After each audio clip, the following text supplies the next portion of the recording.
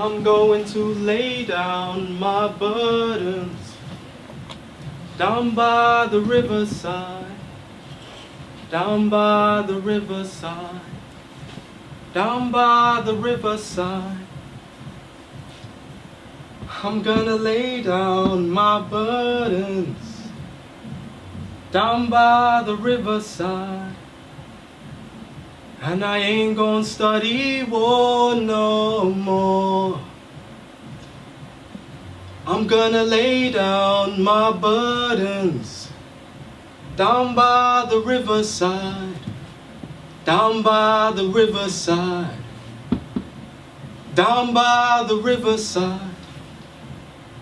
I'm gonna lay down my burdens down by the riverside, and I ain't gonna study war no more. Study war no more. Study war no more. Study war no more. Study war no more. Study war no more. Study war no more. His mother was a beacon of hope, a beacon of love he had only ever knew. His mother would constantly bombard him with hand-me-down shoes. His mother wasn't familiar with the term out with the old and in with the new. His mother practiced decency meticulously instead of prostrating the crude, because she was a woman of God, perpetually immersed in the word, and it was her incubation. His mother used to tell her son to keep the Negro spirituals as his salvation. His mother was a soothsayer, rooted in prayer, and her words of hope was like emancipated leaves comforting the wind. It was his ritual, passed down under the name of superlative, sanctified, and serene. The Negro spirituals. I'm gonna lay down my burdens down by the riverside, down by the riverside, down by the riverside. I'm gonna lay down my burdens down by the riverside, and I ain't gonna study war no more. Study war.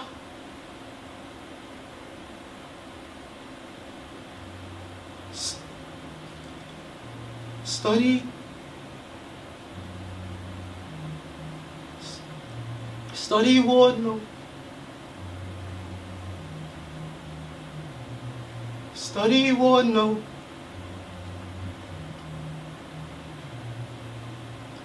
Study war no more. Study war no more. Oh. Study war no more.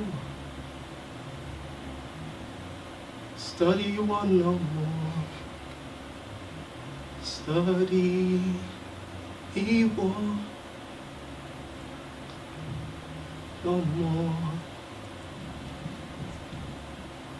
His mother used to sing him Negro spirituals, a slave to white supremacy ever since the umbilical. At age 9, he realized his skin was different to the other kids, oblivious to the future that held oppression and suffering. A white kid's worth since the day of birth was much more superior. He was soon to be labeled, like many blacks, as being lawless. At 13, the school teachers told him his value to education is a minuscule of importance. Perplexed, vexed upon the teacher's words, he he struggled to digest. He found it hard to express his emotion since his inadequate father had left. Resentment laid upon his little chest. After 13 years, his mother's Negro spirituals are far from effective. Still quite enamored to change society's perceptions or more so its misconceptions. Do we preach what we sow would be his words of reflection, all alone in a white man's world full of targeted demographics trying to fight for rights. Trying to fight for rights of which are neglected.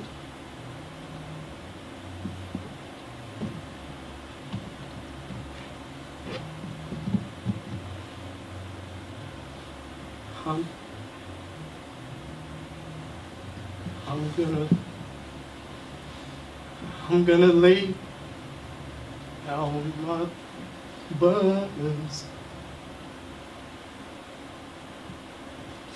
on my riverside,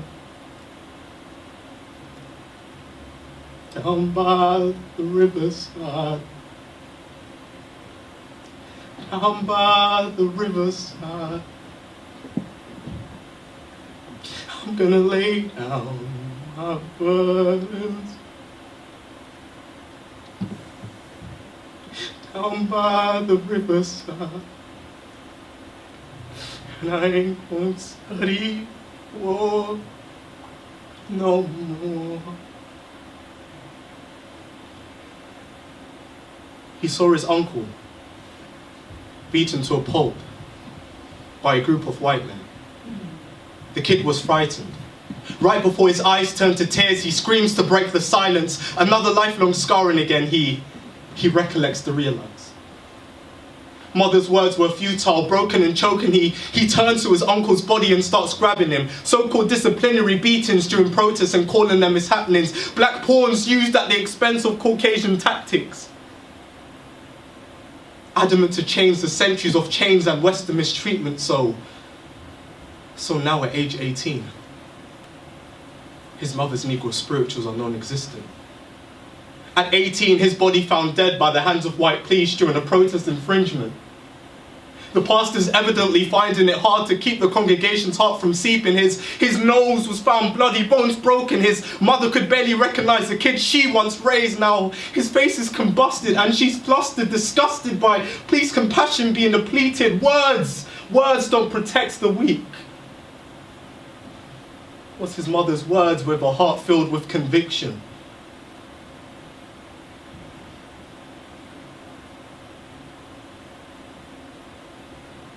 In reality, he's just another pawn, fallen victim to a system. I hope you listened.